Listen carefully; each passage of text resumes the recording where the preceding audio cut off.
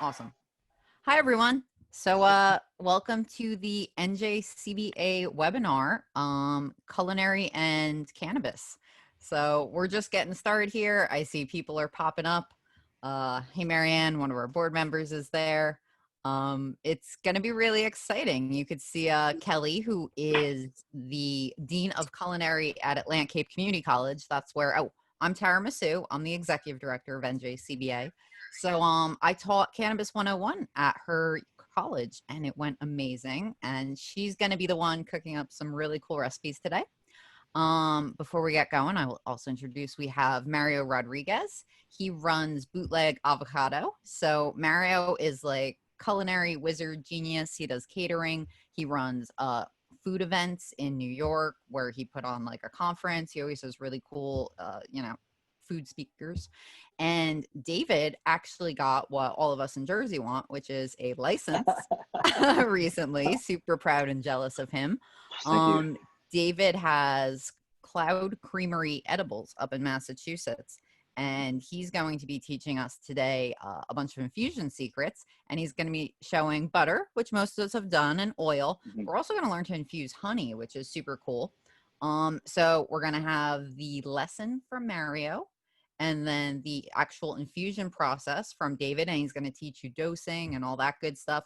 And then Kelly's going to teach us, what are we learning today? What's our recipes, Kelly? Well, we're going to start with a mint simple syrup lemonade that's infused with infused honey. And then we're going to do a Baltimore crab cake. And I do have these. I also have an apple cake, a walnut apple cake that I'm not going to demo today, but we'll put the recipe up on the website if anybody wants it. Ooh, that looks very cool. Sounds good. Okay.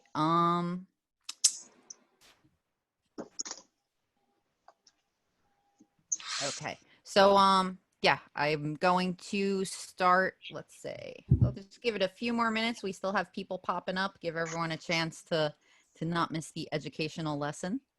But, yeah, this is, and David, so you're going to be showing us with things everyone has in their kitchen. I know I saw you had a Levo back there. Is it just going to be that, or is it total DIY?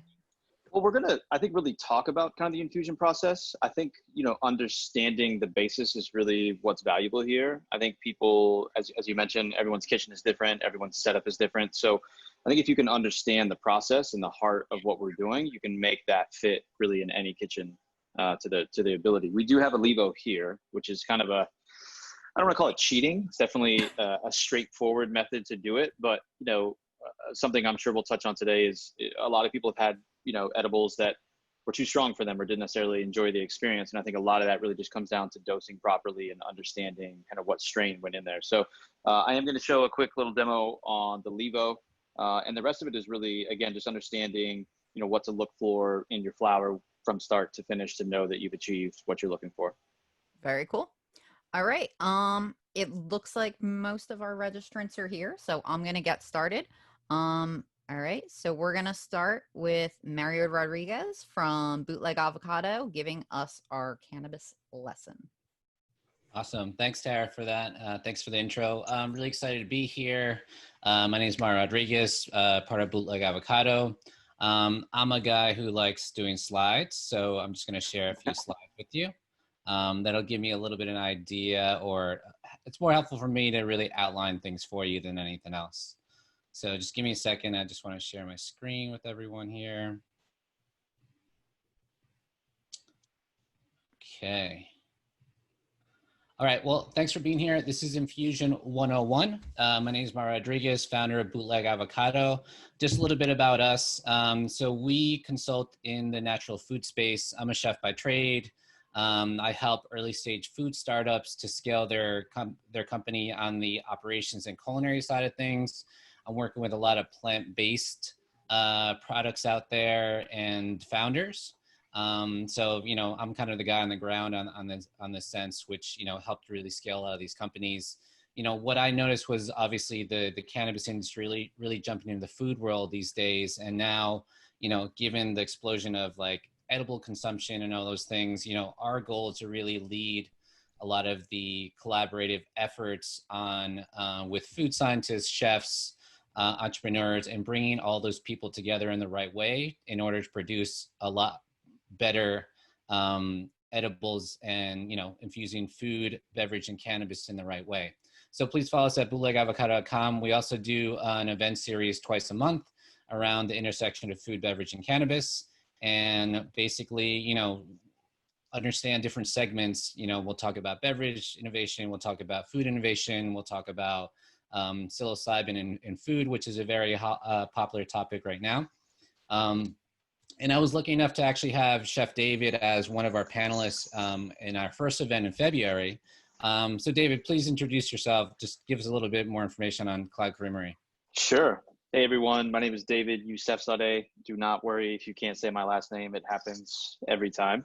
I've been a chef my entire life. I've worked in restaurants from Hong Kong to India to France, Chicago, Atlanta. Really, love food and love bringing people together over food. I was diagnosed with Crohn's disease in 2011, and being a chef having Crohn's, it's challenging to not only manage your stress and your rest, but also figure out what foods in your diet are really triggering these negative responses. So I went through quite a few medications and ended up going to cannabis full time. And actually on June 17th, I'll be 2 years, no synthetic medication, only cannabis. So my goal with Cloud Creamery is really to introduce edibles that work for people throughout their day. So we do lead with frozen treats. We do lead with ice creams and sorbets.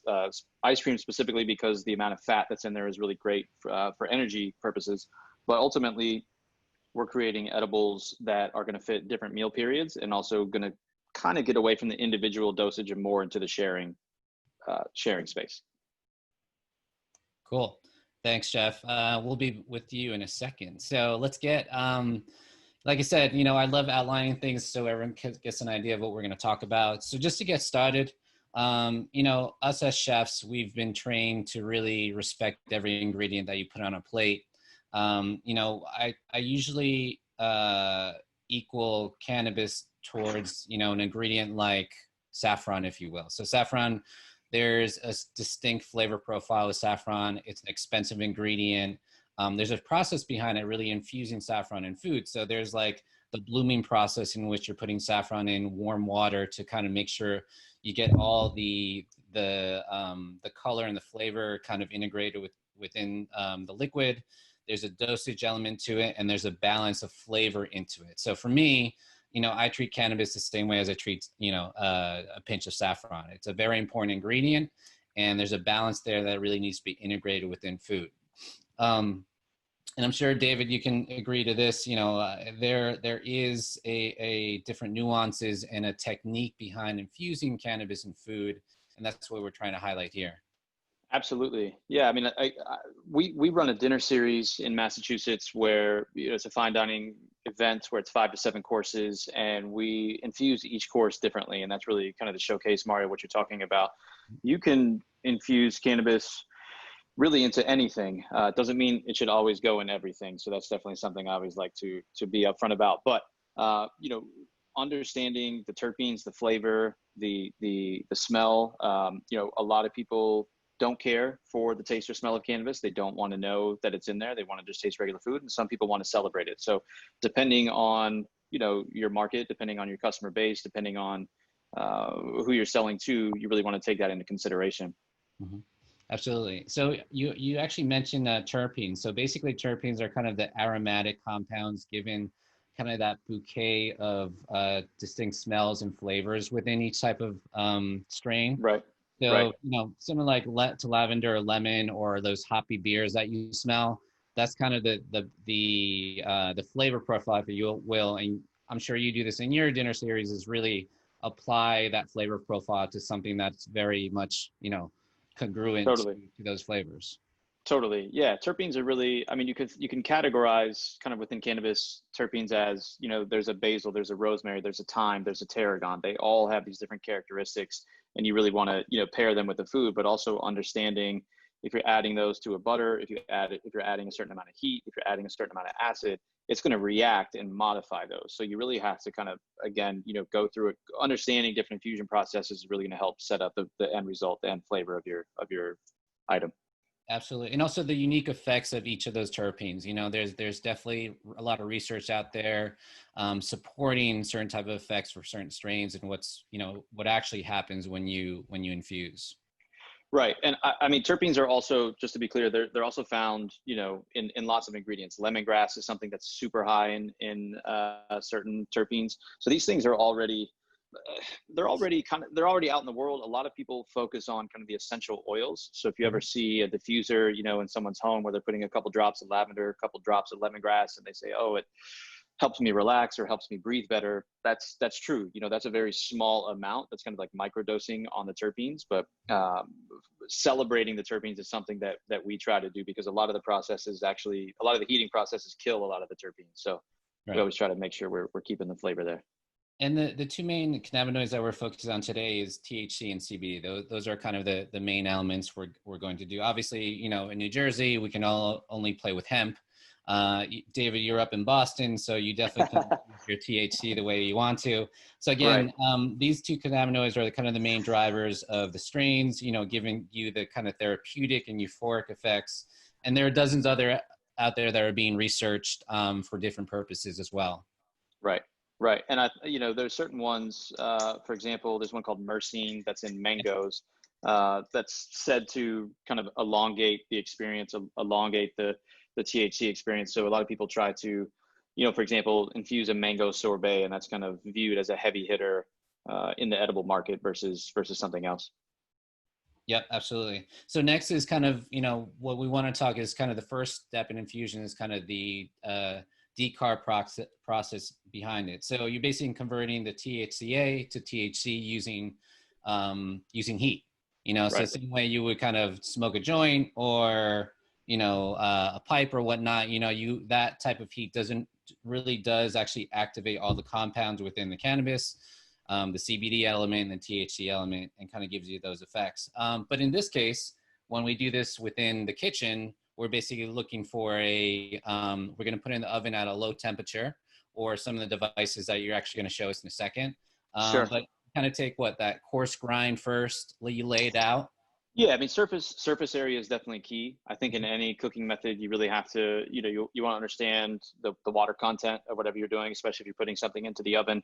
The goal here is not necessarily to cook it. It's really to heat it just enough. It's really just kind of to gently nudge it above a certain line to activate it. So the THCA that's in cannabis does have a lot of beneficial effects of eating it raw, but you're not going to get the psychoactive THC that most people, I think, refer to. So, decarbing is really removing the carboxyl group from the protein chain, and thus being able to be active when you eat it.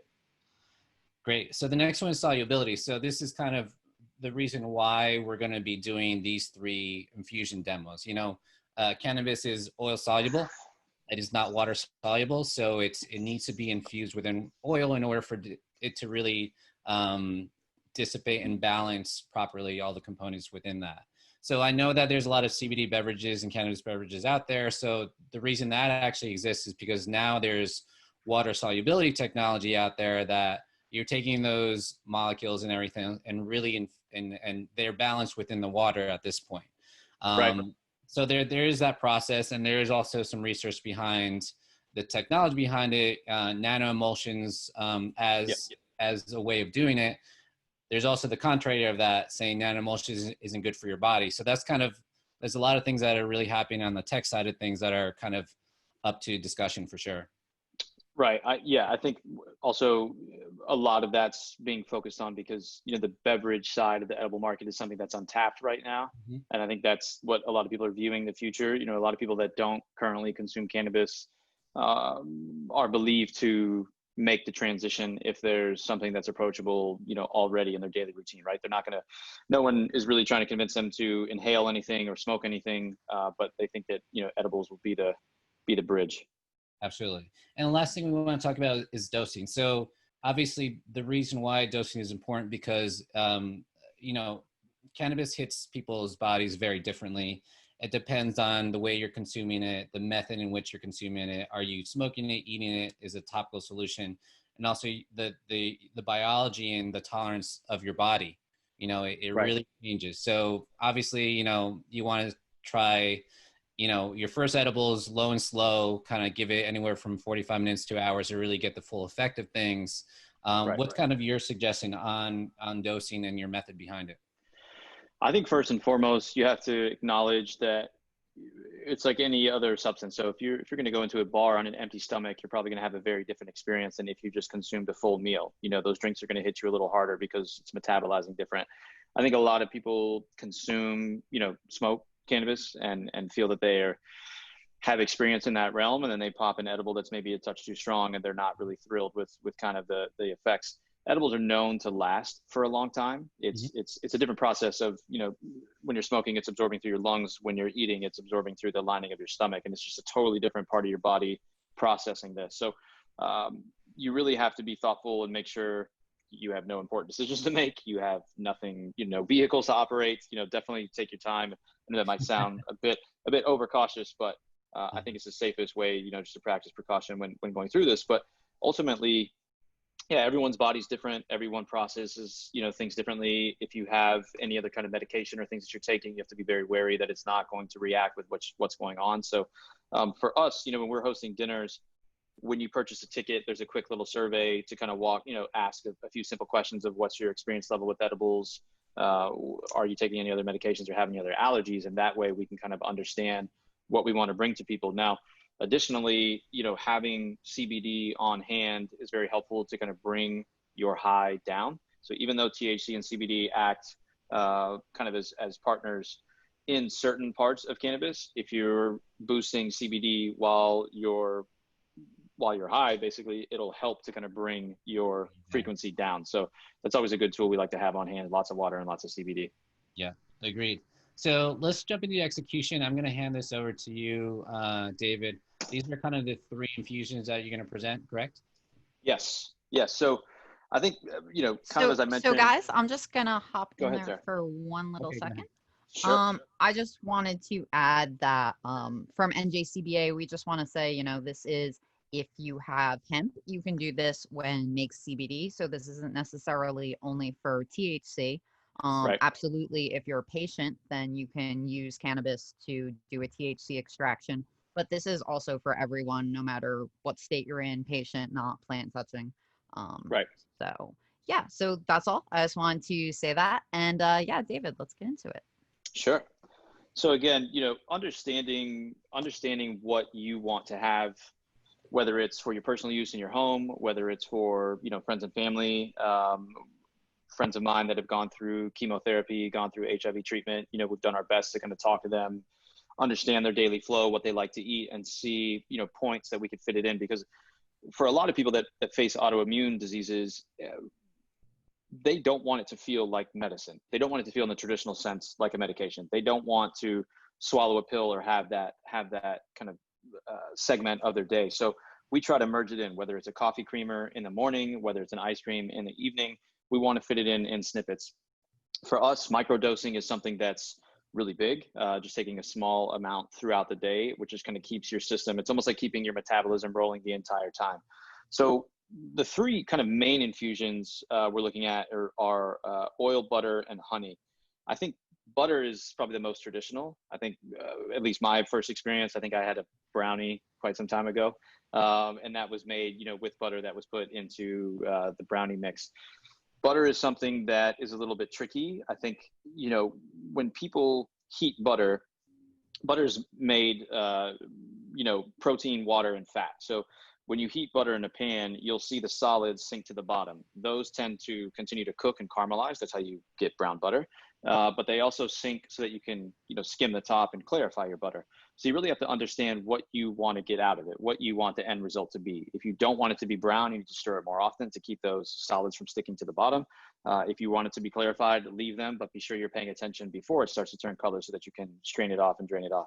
Either way, again, a lot of this is really up to the individual.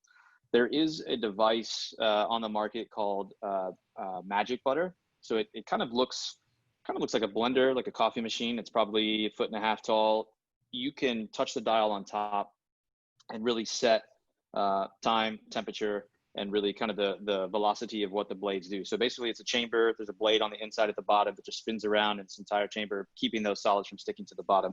but you can set the time. Now, oil is something that I think is probably the most versatile. You can do olive oils, you can do grapeseed oils, you can frankly do any oil that you'd like. But again, really keep in mind what that oil is going to go into. If you want to put it into grapeseed oil, for example, grapeseed oil is great for searing fish, searing meats.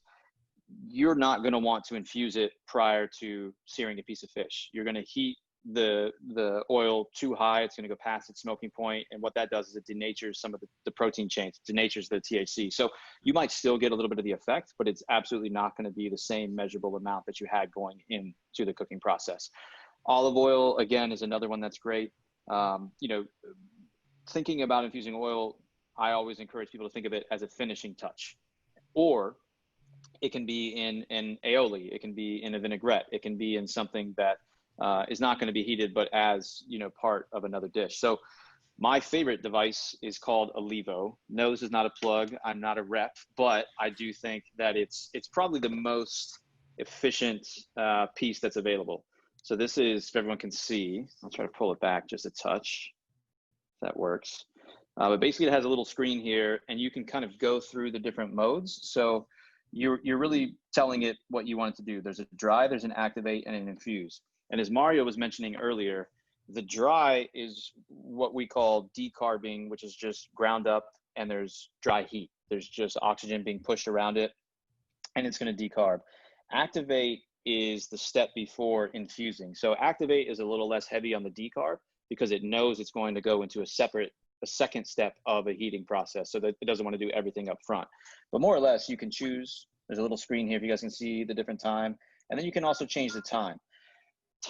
Changing the time on this is really specific, again, to the individual. I think the longer you go, the more terpenes are lost, the more flavor is lost, but you still have really high active THC. So the less you go, the stronger the terpenes. So for example, if you want to infuse, let's say we wanted to infuse an ice cream with a very citrusy strain. We wanted to make a creamsicle ice cream. So we took a vanilla ice cream base, took a citrusy strain of cannabis, ground it up, and then steep that into the cream to kind of create this natural citrus and vanilla pairing. So that's what we would use for the activate. So what this is, up top, is a little chamber. Inside, there's two parts. There's this small little Levo. It's mesh metal. It's got a little lid that you can put in there.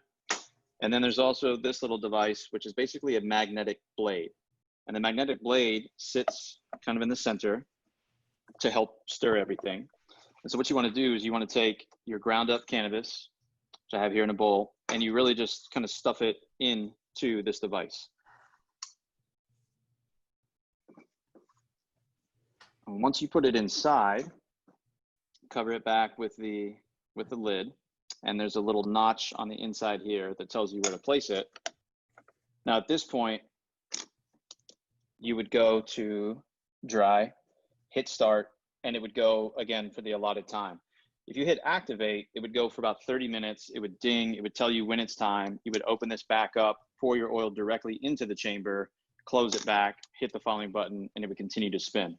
So this is probably, I think this is one of the most efficient ways on the market right now to infuse. The Levo process is something that really guides people through the experience. It gives you a finished product that is precise. So going back kind of to the dosing perspective for a second, dosing at home, dosing for meals, also dosing, understanding when it's time for New Jersey, when you go into a dispensary, really being able to read the labels and understanding where it's from. If it's coming from an infused butter, if it's coming in from an infused oil, if it's something that has full terpenes. So a lot of the receipts that you'll see on the back of an edible, for example, on the back of, this is coconut oil, but a lot of the nutrient labels also have an additional label that's going to tell you THCA, THC, CBD, CBG, CBN, and now there's a new label, at least in Massachusetts, it's going to tell you the terpenes that are in there as well. So you can really get a detailed experience. The Levo is, I want to say it's a couple $100. It's definitely something that is worth an investment if you're doing a lot of infusions at home. It's again, versatile to really fit any food product that you want. I personally like to infuse a lot with coconut oil. I think it's something that has just delicious flavor that blends into cookies really well, but butter is definitely an option. Honey is something that I think, we were discussing earlier, Tara. I don't know if you want to bring it up, kind of the natural or Mario talk about they don't have a cannabinoid system, an endocannabinoid system to kind of process bees infusing honey is really the only natural process that's out there. Right. Yeah. So I was super curious about this, and they confirmed it that when a bee, cross pollinates, that's how honey is made. If they're cross pollinating from a cannabis plant, bees don't have an endocannabinoid system, so you can't have a bunch of stoned bees basically. But what they can do is it's the only way to have nature infuse an edible for you. So you Right. can literally have bees make cannabis THC infused honey, which is kind of remarkable. David, did you find anyone on the market who is doing that yet? I have not. I do have a friend who runs a World Honey Exchange. He imports honey from all over the world. We've talked to him before, specifically. I think our initial conversation was he had sold us a coffee honey, and these bees were pollinated coffee plants. And so the honey was super dark, super rich, extremely flavorful. And we started to, talk about what those options were. My understanding is it's very challenging to train bees to pollinate these specifically. So I'm not sure what kind of controlled environment would really force them into that. And I wonder how, everyone would feel about it, but it's definitely a topic of conversation. But honey again is something that really holds on to the flavor and holds on to a lot of the terpenes of cannabis. So when you want to infuse honey, you want to do the same thing. You want to take your flower, you want to grind it up super small, again, to increase surface area, but you want it to steep.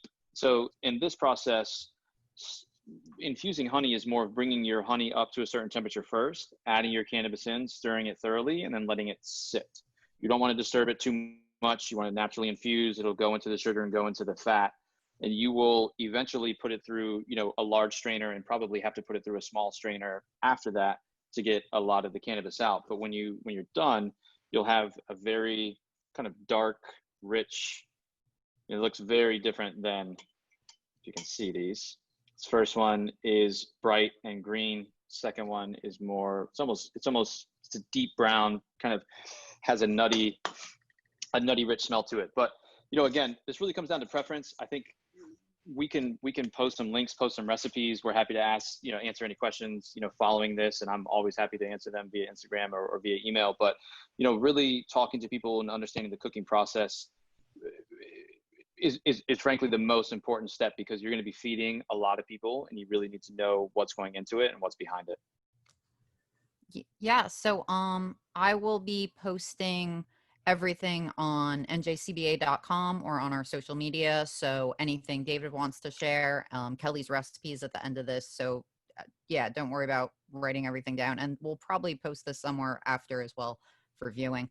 And also the Levo, which I love, is actually back ordered right now a month. I was going to say you could get them at poisonbakery.com, but the Levo 2, the one you showed with the actual decarb in the machine, they can't keep them in stock right now. So yeah, when they do come back, even on the manufacturer, it's a great product.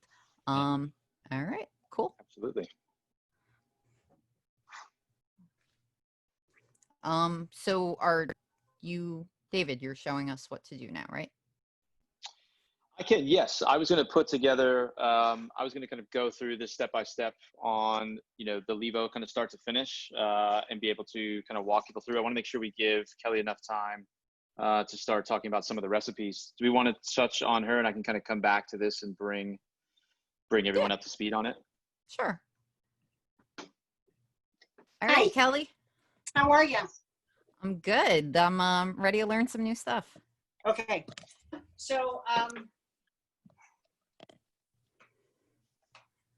we were talking earlier about the holidays, and David and Mario were talking about putting something together to get ready to celebrate summer and hopefully freedom, right? So everybody's looking forward to that, yes.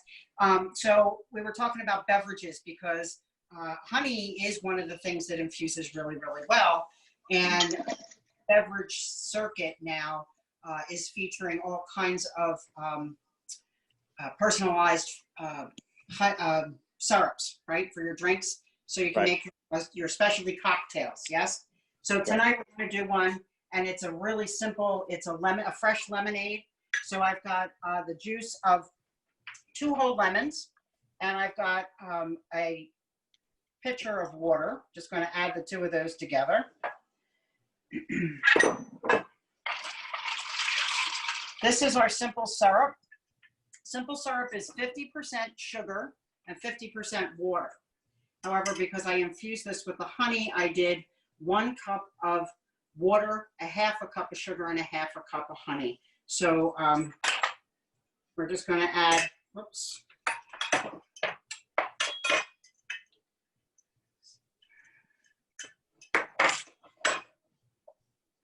A 6-ounce ladle of the syrup right into the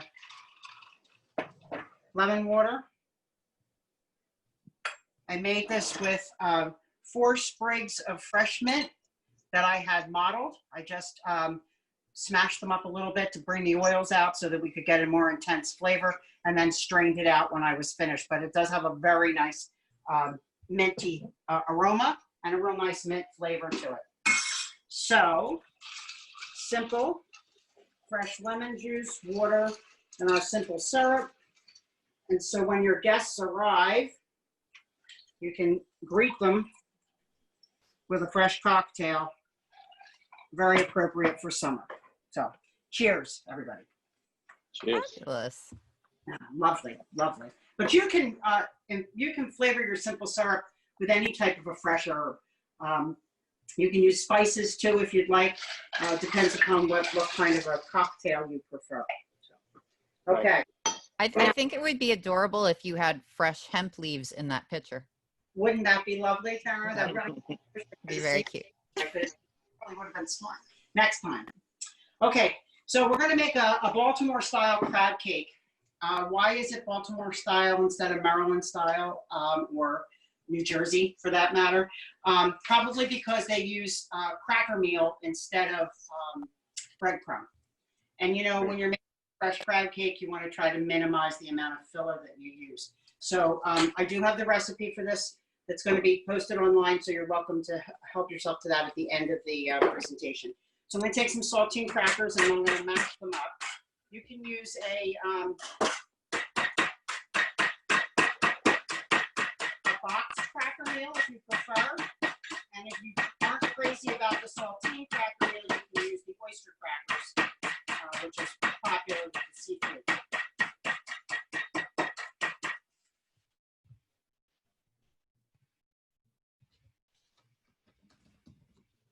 Oh no. Kelly, you've been muted. That might now. That was my son. Isn't he kind and thoughtful? Okay. So I only need a 1/4 cup of breadcrumb, or I'm sorry, cracker meal.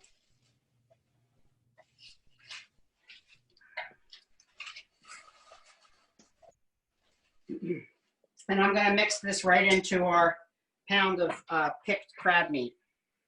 Just add that right in. Give it a stir. Set it aside. Just enough to give it a little bit of binding when we're ready. Okay. So we're going to put a little bit of mayonnaise in the bowl to start.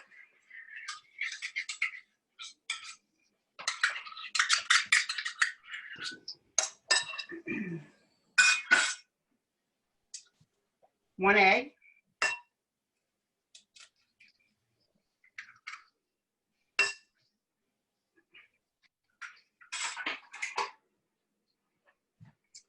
We're going to use a 1/4 teaspoon of, a teaspoon of mustard.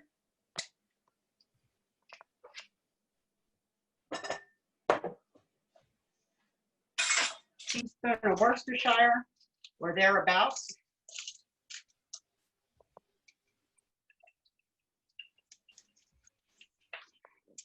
A little bit of hot sauce. This will obviously depend on what you how much spice you prefer, right? So 1/4 teaspoon to a 1/2 teaspoon, depending upon your preference. Okay, we're going to use our, this is infused olive oil. So we're just going to put a couple of tablespoons of that in. Let's see.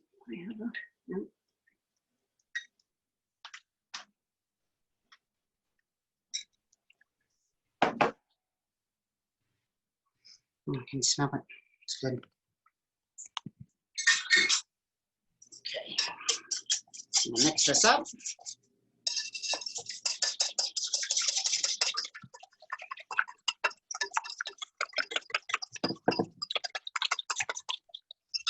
I'm going to add in a handful of parsley.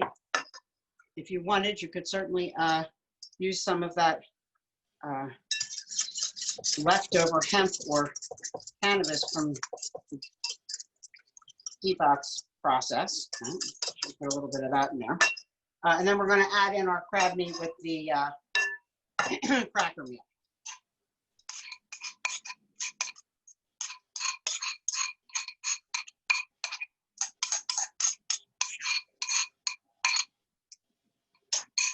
A lot of crab. It looks good. Does look good.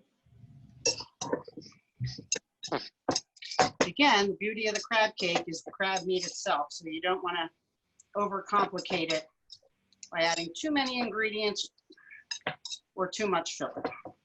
You go jumbo lump or lump? This is lump. If you're using a jumbo lump, you want to probably mix it by hand because you really don't want to break up the size of your lumps, right? No. Okay, so I've got my great-grandmother's cast iron pan. Oh, The beauty of cast iron is also the curse of cast iron. It holds heat. It gets nice and hot, gives you a beautiful, even finish, but you have to be very careful because it does hold the heat. And if you leave anything unattended in a cast iron pan, chances are you'll come back and it will not be what you thought. So I'm going to let it get nice and hot.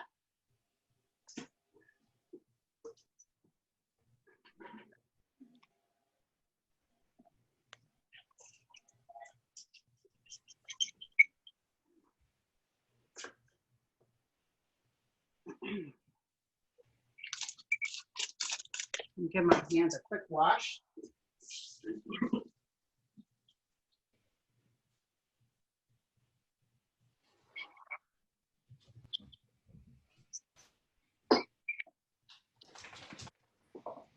I wanted to give a shout out to Rob Mejia. I see that Rob was online. I saw some of his comments.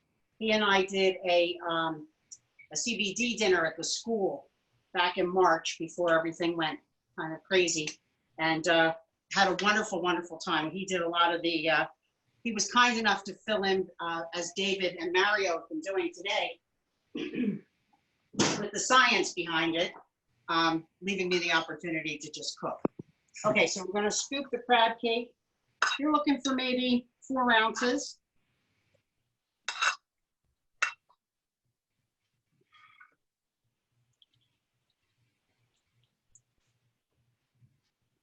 You're going to form it into a nice little patty. I see our pan's getting nice and hot.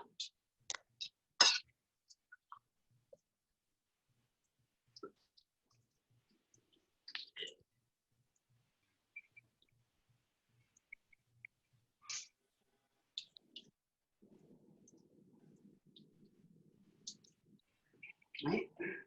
Come on over here, Matt. We'll put them in there.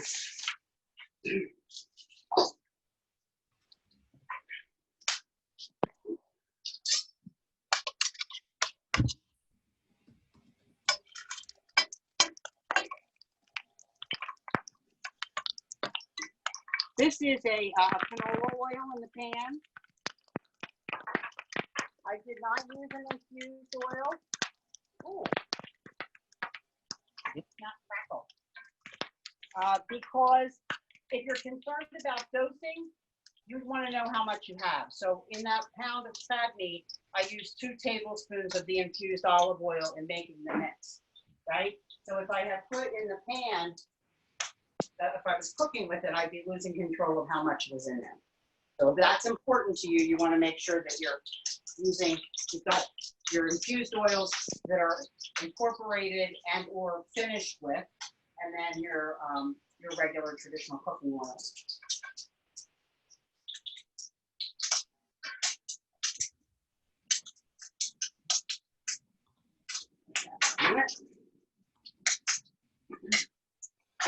Just a quick little plug. If you guys are vegan, looking for a vegan crab cake alternative, Good Catch Foods is great.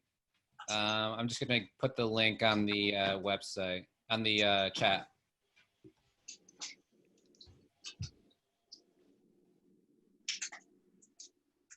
That's awesome. And Kelly, do you know how much, if any, potency you're losing for the sear? Because the boiling point of that sear on that crab cake is probably gonna lose a little bit. But it's really only getting through to the surface.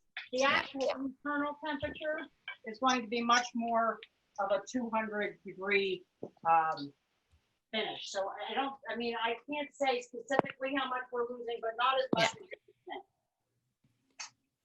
And then someone just put in the chat too, if you really want to be particular about controlling dosing, you could put it in an aioli as well and use it as crab cake garnish.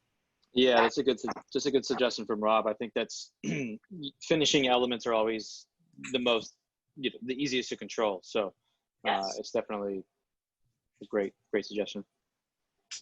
So on the plate is a little citrus salad. It was just a one pink grapefruit and one orange that were segmented with a tablespoon of honey and some fresh basil.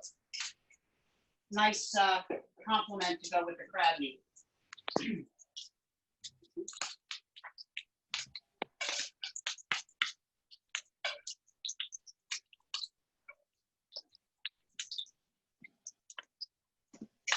Making me hungry.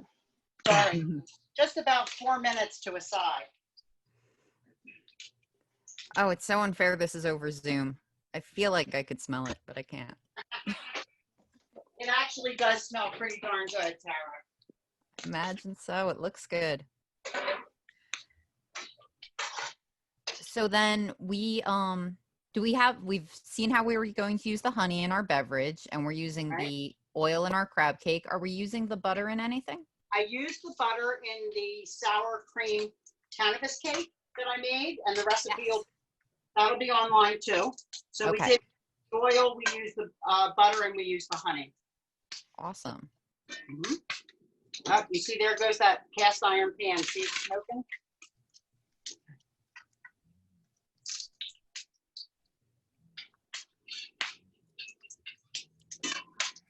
And for people who are looking for dosing, there's also some great calculators online where you can put in the potency of your cannabis or hemp, and it can kind of calculate for you the milligrams through different extraction methods and things like that. So if you don't know how to do that, those resources are all out there. Yeah, absolutely. See if maybe we can put a link into the combo for everybody on it. Yeah.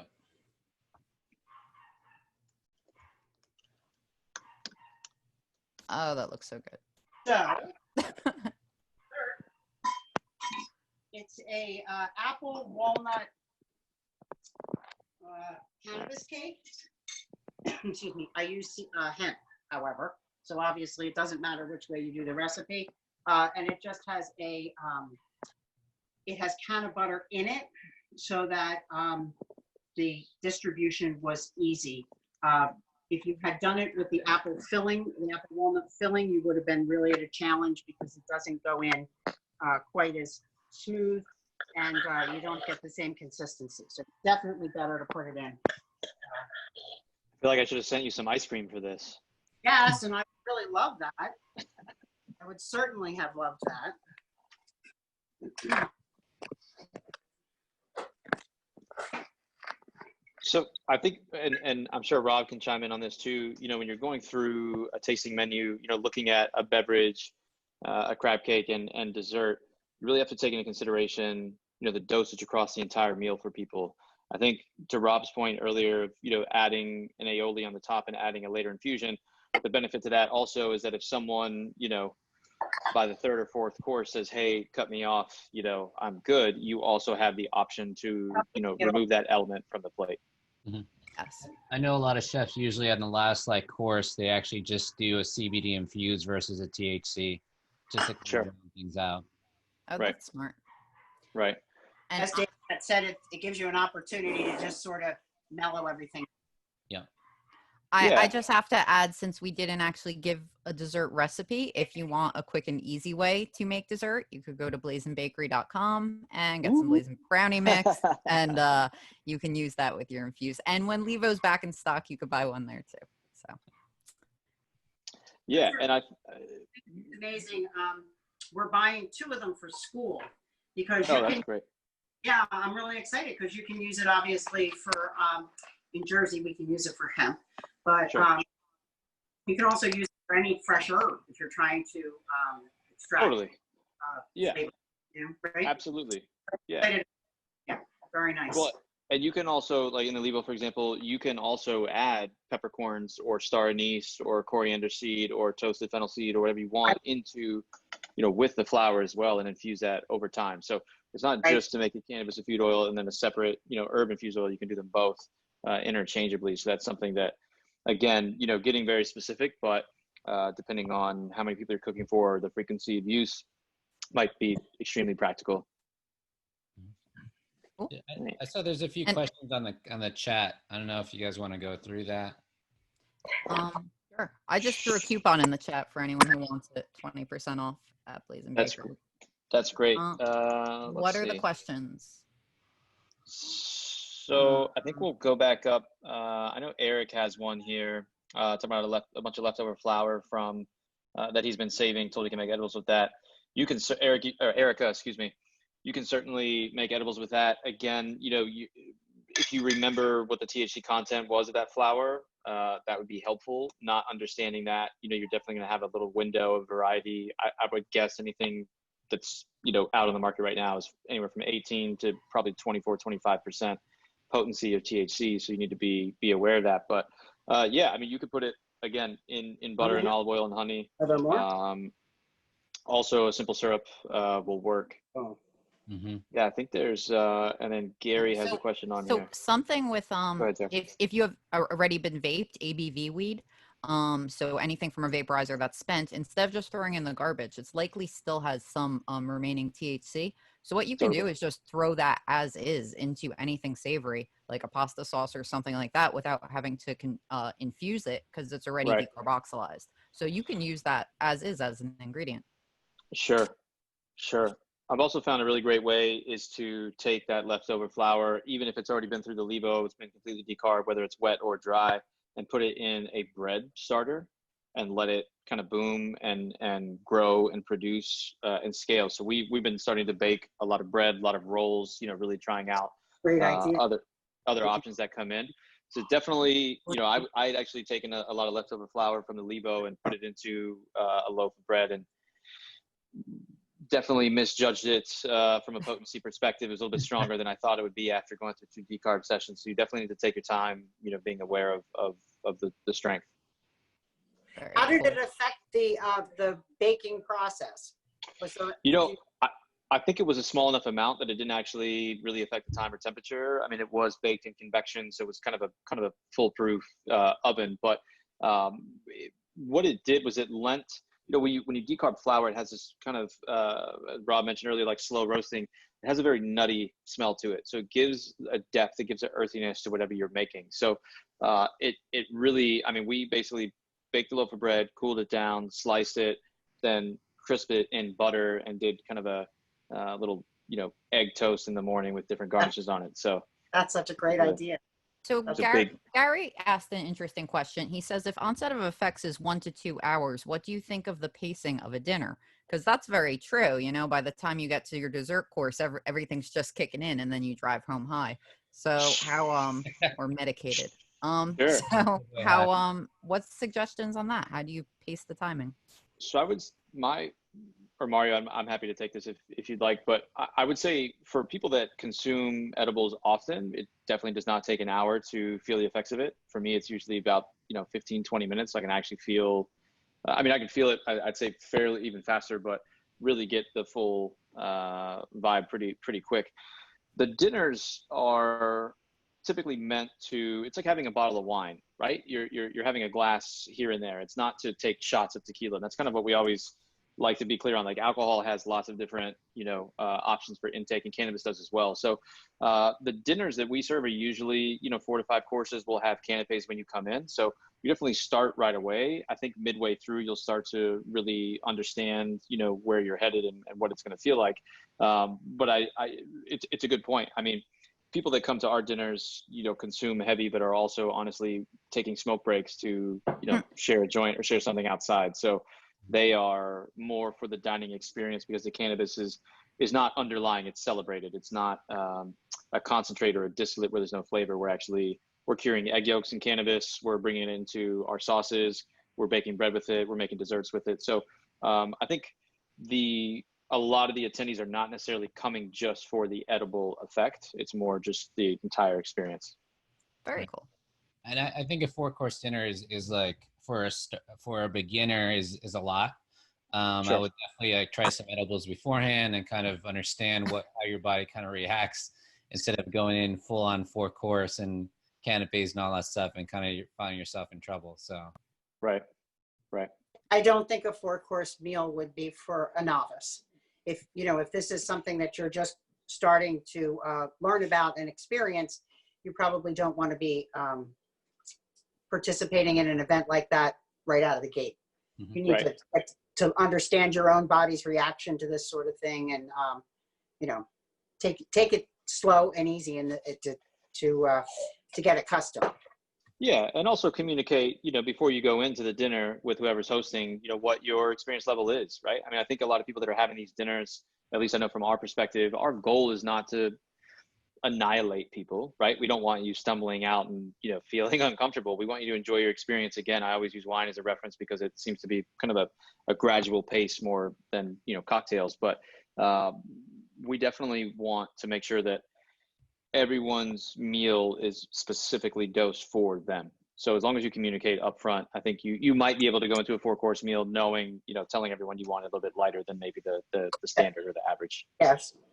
And like you said, well, in New Jersey it would be CBD anyway. Sure.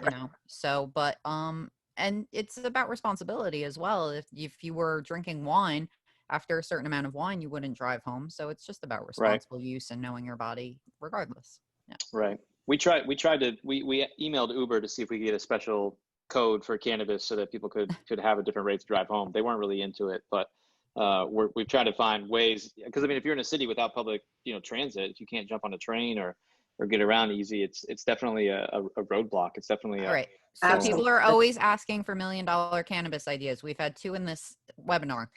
Figure out how to train bees to infuse honey and invent Duber, the Uber for cannabis. There you go. Yeah. All right. Were there any other questions in the put in panel? a link. I actually put in the link of it's BMD is the company that does infuse bees. That's super cool. Yeah, they'll be one of our panelists in our next event, so we're excited to have them. Nice. And I think someone put in a link for the calculator. Yeah, I think Rob put a link in there too. Very cool. Yeah. Mario, when is your next event? It's going to be towards the middle to end of June. So we're going to be doing one on just the product development cycle, and another one on unique CPG brands like BMD. Very cool. All right. So everyone want to tell people where they could reach you, give out your social and all that good stuff? Start with David. Oh, sure. I'll start. Yeah. So Cloud Creamery, Instagram is probably the best way. If you go to Cloud Creamery on Instagram, you can see our dinner series, which is called Eat Sacrilegious, which is on there as well. That's probably the best way to stay in touch with us. We've been really trying to survey the market and see if we can come back out and do dinners again. We're really, that's something that's really important to us, to have these community-based cannabis events in our state. So we're excited to get back out there. But when it is time again, we will have a link up there to all of our future dinners where you can buy tickets. We do a lot in New York. We do a lot in LA, and hoping to do some in Colorado soon, but no New Jersey ones quite yet. Not yet. We're fighting for that. Too. Mario, where can people reach you? Yeah, bootlegavocado.com. My email is just mario@bootlegavocado. Just reach out to us. Like I said, we do about 2 different panels a month, doing different segments of the food, beverage, and cannabis industry. So it's not just chefs. It's actually more on the tech side of things, but Especially the chefs I have in mind, including Rob and all that stuff, I definitely want to integrate them throughout the process, but in the kind of the right panels and whatnot, because the amount of value and knowledge that people like Rob and David bring, it's great, and I think it's great to really educate people on cannabis in the right way, and kind of making sure that we are producing products that are responsible and using the wellness factors of cannabis more than anything else. Right. Very cool. And Kelly, so Kelly's down in Atlantic Cape. That's where NJCBA had a partnership, and we developed one of the first cannabis courses in New Jersey. And now she's taking that and running with it and spinning it off into their culinary and their edibles program. So when society reopens, we're going to have a lot of exciting cannabis education coming down the pike, which is awesome. We sure hope so. Yeah. And I hope it doesn't take too long.